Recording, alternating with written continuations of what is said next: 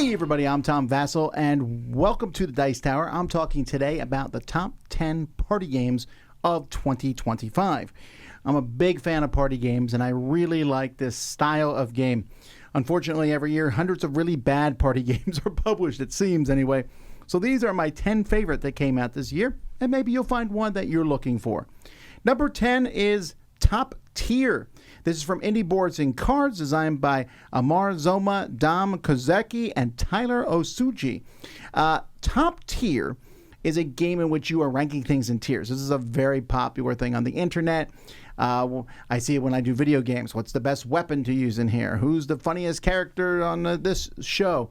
People like ranking things. In this game, as a group, you're going to write out a whole bunch of people beforehand, pick the category, then one person ranks them secretly, and then you have to figure out where everybody was ranked. You know how many were ranked of each type, but you don't know which ones. It's a fun group talking activity, and it's silly and fun, and I found that especially is popular with young people because they like the whole idea of putting things into tiers.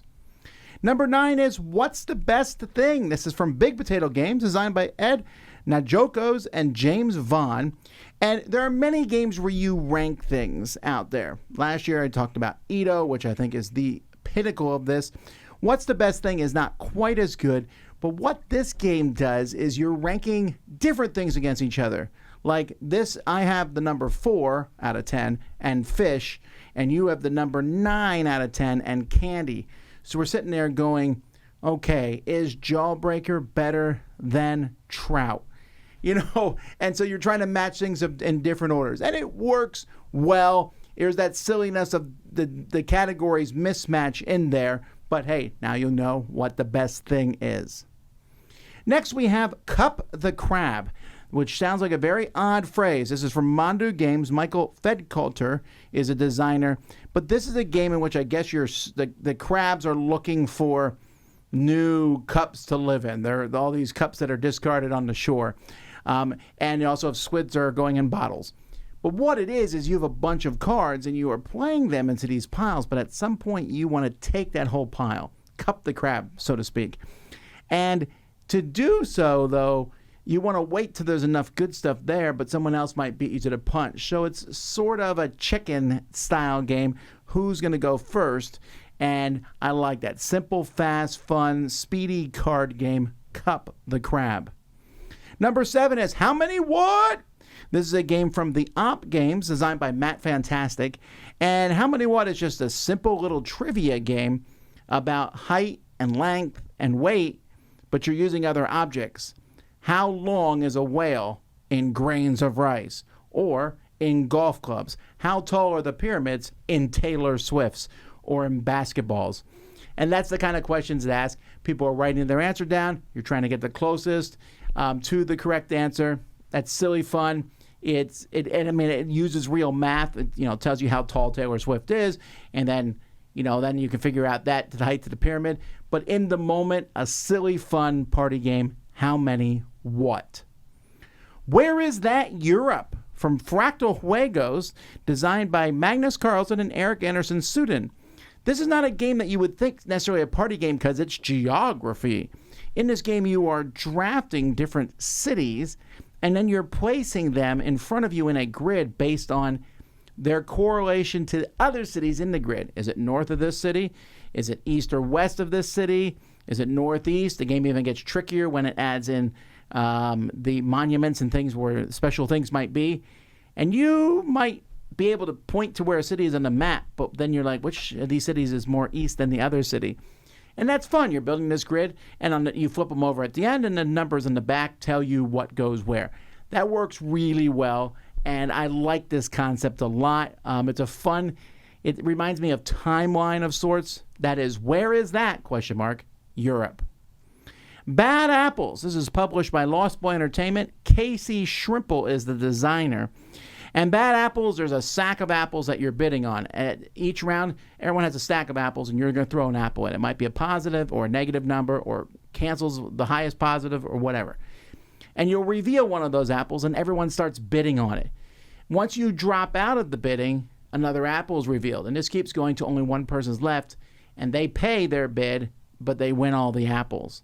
And then everyone, once you drop out, you're going to get some more of the bidding things that you're bidding with, the little bidding tokens, the acorns, I think they are in this game, or seeds or something. It's really funny, and it works really well with 6 players. And there's so much laughter in this game when you bid so high and then that last apple's a negative number or something like that. And people know some of what's in the bag, so it works really well. That is bad apples. Next, we have Rhymes with Duck. This is from Gray Matter Games, designed by Joe Barron, Robert Camp, and Brady Peterson.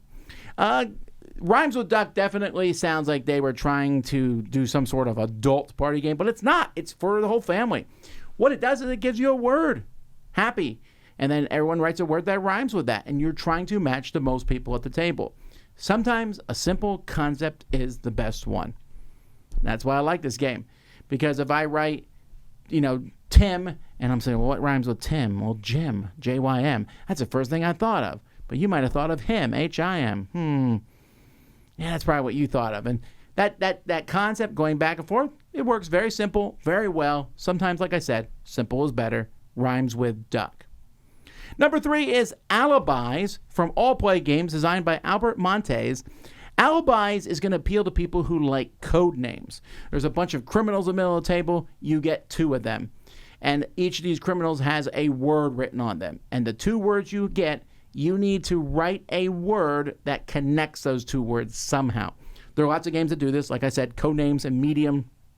But once everyone does this, everyone then is trying to figure out what's the one word that nobody has, and then who wrote what? What are your 2 words based on your clue? It's a cooperative game, and I think that works really well, and it also comes in a nice, small, bite-sized package. That's Alibis. Number 2 is Outfox the Fox. This is from Smirk and Dagger Games, designed by Jeff Grisenthwaite. This is a game in which you are giving a false clue to people. It's based on top lists. So I'll say, okay, here's the top 5 albums that came out in the year, or the top 5 breakfast cereals. And you're going to read through a list, but at some point in the list, randomly, it will say Fox, the Fox. And you'll make up an answer that goes in there. It's not that hard, honestly, because you're just making up an answer for a list. And you pick something you think could conceivably be on the list. Then people are ranking the list by the correct answers, if possible, and trying to figure out which wrong answer you threw in there. If you don't like these type of games where you lie to other people, I think this one might still work because it's a single word. It tells you where to insert that word. You can think about it before you say anything. People aren't trying necessarily to read your expression because you're just reading 5 words. The discussion is fantastic between everybody else. It's a lot of fun. Outfox the Fox. My favorite party game by a mile this year is from CMYK Games, John Perry designer, Hot Streak.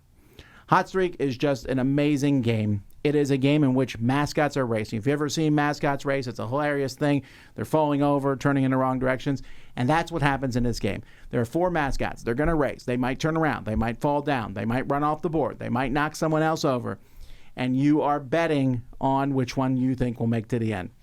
Silliness. This is my most played game of 2025. Everyone has really enjoyed it. Just an absolute riot of laughter as we play through it. So much fun.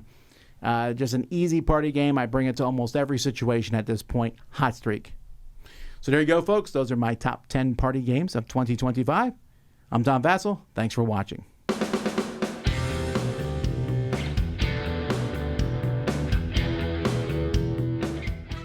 Hey folks, I'm Tom Vasel. Thanks for watching this video. Check out our channel. We have a lot of videos on our channel. We have live videos that go up each week, from live Q&As to videos where we take a look at the newest stuff on Kickstarter, crowdsurfing, to top 10 lists and more. There's lots of stuff on this channel. We encourage you to explore it. You can find out more at our website, dicetower.com. I'm Tom Vasel. Thanks for watching another video on the Dice Tower.